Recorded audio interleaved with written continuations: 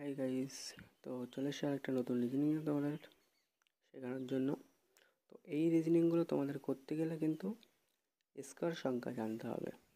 ঠিক আছে, স্কোয়ার সংখ্যা কিন্তু এখানে কাজে লাগবে। কীভাবে কাজে লাগবে সেটা বলছি অ্যান্সার করার সময়। যারা ভিডিওটা পারবে তারা অ্যান্সারটা করে কমেন্টে জানিয়ে দাও, যারা পারবে না তারা দেখে শিখে নেবে।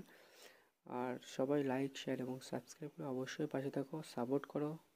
তোমরা লাইক শেয়ার করছো না, সাপোর্ট করে একটু পাশে থাকো যাতে মজার মজার রিডিং তোমাদেরকে আরও শেখাতে পারি আমি। তো চলো শিখে নেওয়া যাক রিডিংটা। স্কোয়ার সংখ্যা দেখো, 144 কিন্তু আমাদের 12 স্কোয়ার। 12কে দুবার গুণ করলে কিন্তু 144 আসে। ঠিক আছে, 169 এটা কিন্তু 13 স্কোয়ার।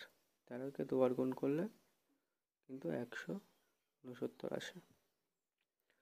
তো 12-র পরে 13 এসছে, ঠিক তেমনভাবে এখানে 10 আছে, এটা 12-র পরে 13 এসছে, সেখানে 10-এর পরে 11।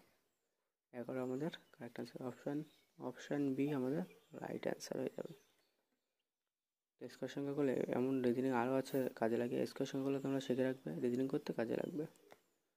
তো এইভাবে এই রিজনিংগুলো করতে হয়, সবাই মনোযোগ সহকারে শিখে নাও যাতে পরবর্তীতে অসুবিধা না হয়। আর সবাই লাইক, শেয়ার এবং সাবস্ক্রাইব করো গাইস, পাশে থেকে একটু সাপোর্ট করো। জাস্ট সাপোর্ট করো, তোমাদের আরও মজার মজার রিজনিং এনে শেখাবো। Bye guys.